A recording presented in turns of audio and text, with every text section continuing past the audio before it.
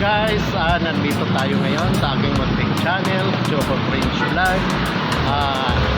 Nandito tayo ngayon sa isang chocolate store na matatagpuan dito sa Marcelo Street, sa Barangay Parada, dito sa Valenzuela City. Kung kayo ay bago lang sa aking channel, please subscribe at pakipindot na rin sa notification bell para updated kayo sa aking mga bagong video. Okay guys, samahan niyo ako, titingnan natin sa loob.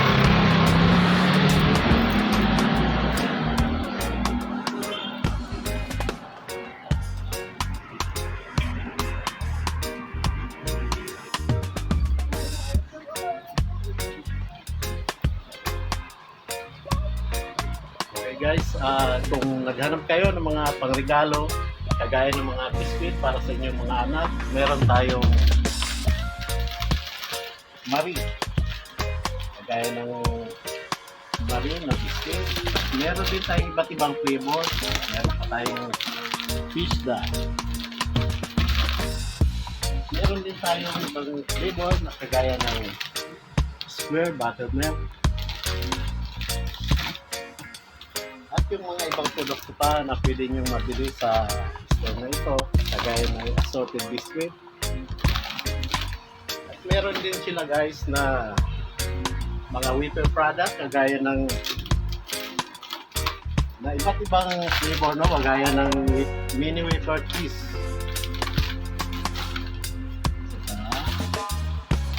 Meron din sila mini wafer choco. At marami pang iba na pwede nyong pagpilian para sa inyong mga mahal sa buhay. Pwede niyong pangregalo, kaibigan. Hindi lang yan guys, meron pa tayo kung naghanap kayo ng mga produktong mga chocolates, pwede nyo ring mabili dito sa MGCD Chocolate Store na matatagpuan dito sa Marcelo Street, Barangay Parada, Valenzuela. Okay guys, tingnan natin ang kagaya ng Toblerone. Yan. Yan, pang regalo. Marami pang iba. Milk. Hindi na yan guys, meron din silang mga product na maramihan para sa mga bata.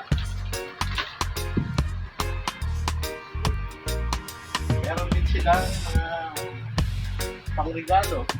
Kaya ng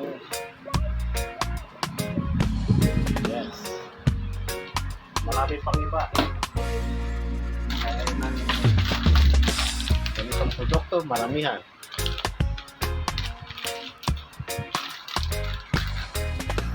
Meron pa silang, gusto nyo ng mga ganitong produkto, meron din mabili. Kagaya ng Money Gold. Ito siya yung yung coated na mani. Yung coated balance. Meron din silang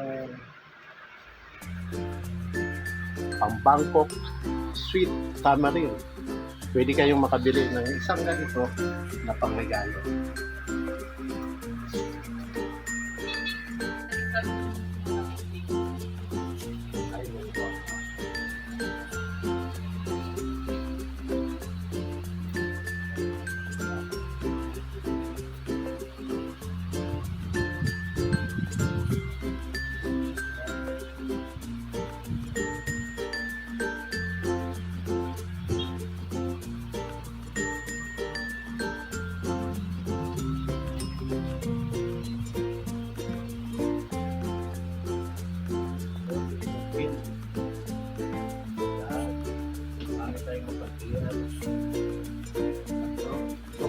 regalo dito sa MDCD Chocolate Store na matatagpuan dito sa Marcelo Street, Barangay Parada, Valenzuela.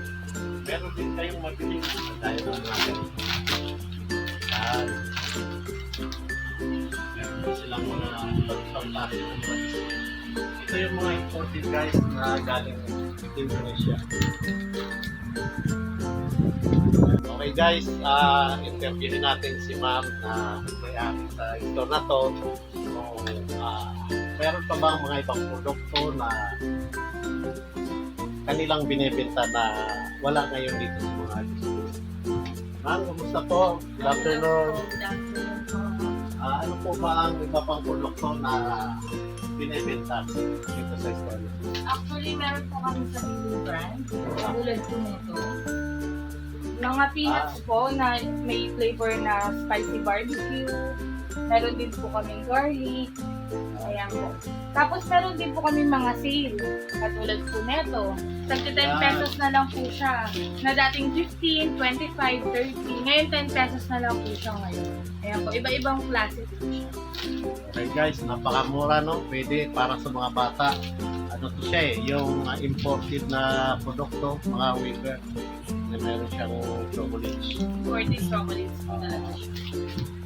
So maraming pagpilian. Meron ding mga ibang produkto na gaya nito, na malo. Yes po. Mallows po, with ano po siya, feeling sa loob. May mango, may ube, tsaka chocolate po yung flavor niya. Yan.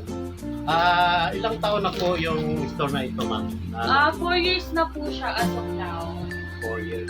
Kumusta naman ang sales natin, lalo na ngayon na papalapit ng Pasko, per months na. Sapat po at okay naman po yung sales. Tsaka nag-boom na din po siya kasi sobrang tagal na rin po kasi niya. So, sa lugar na ito, parang wala siyang competitor, no? Malayo siya. Opo, malayo po siya sa ibang branch.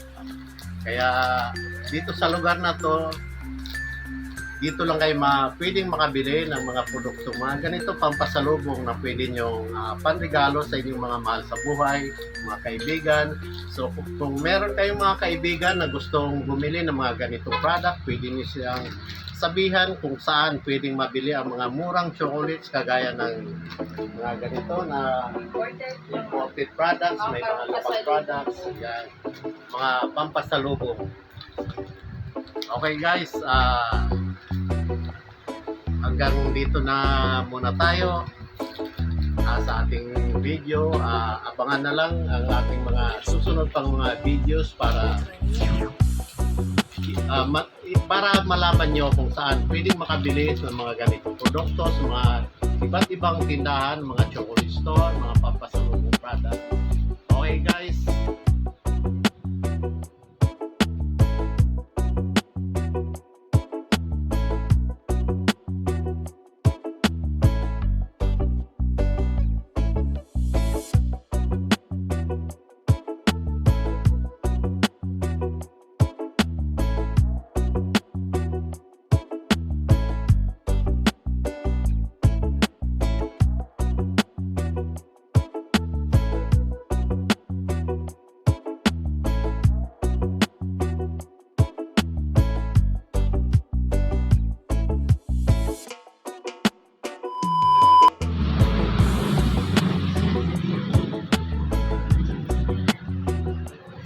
guys, hanggang dito lang muna ang ating video. Lagi nating tatandaan, mahal tayo ng Panginoon. God bless.